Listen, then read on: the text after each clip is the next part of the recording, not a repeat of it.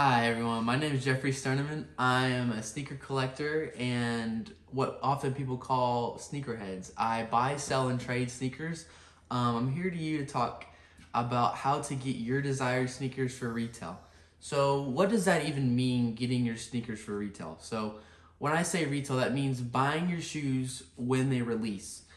Buying sneakers when they're on the aftermarket, like apps like Go, StockX, websites like that, you can end up paying $200 to $300, sometimes even $1,000 more for your desired sneaker. So let's get into it.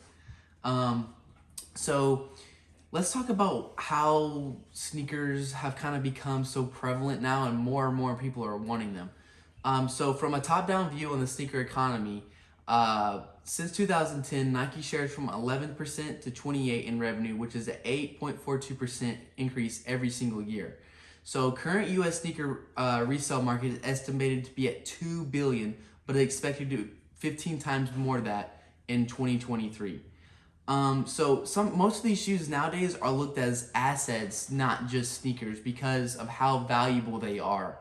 So that means that more people are buying these sneakers and it's harder for them to acquire. Um, so people dress up in suits and formal coats, but wear sneakers. Like, why do people do that? I've seen plenty of people do that. Sneakers have made a transition into the fashion world where work meets business. With these shoes coming, putting their like hype around certain releases, people are wanting these more and more and more, and it's becoming more of a so-called flex to wear them with expensive designer clothes. Since we've talked a little bit about actually why these sneakers are becoming so popular, let's talk about actually how to get them. So here are the three apps that I mainly use. Sneakers is the one where they have the most drops with usually the most hype sneakers. So here's a few down here that I actually am gonna go for.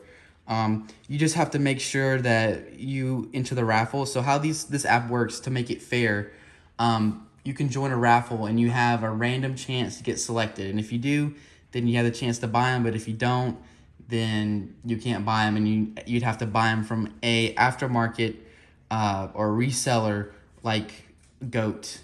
So here are the shoes that I have right here. I got these for retail. But these are how much they are in my size compared to paying for them outright. These were $175 brand new, but since they're so hard to get and they're a hot commodity, they go for $350, which after shipping and taxes would be around $400. It's why it's so important to make sure that you get your sneakers when they release. Nike also has releases, so if you're looking for something specific like Jordan 1s, you go here and you just look when they were gonna release.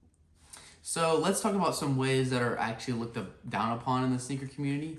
One of these ways is people buying bots. So what this means is that people are buying these automated bots that will know exactly when they release and they will buy them instantly. So on these websites where they have general releases, so these shoes were released on a website called A Ma Maniére. This was a release where anybody could go and just buy them however many they wanted. So people buy these bots and they buy all of them up to resell them. So it's really unfair to the person that just wants one pair to themselves, and this person's buying these in bulk and just buying them just to resell them. So that's one big thing that sneakerheads look down upon, and it's looked down in the sneaker community because it's not fair to everybody else. We discussed how to get sneakers and a little bit of why they become so popular and what kind of surrounds the culture. Hopefully this has helped you get a better understanding of how to get your own pair. Good luck.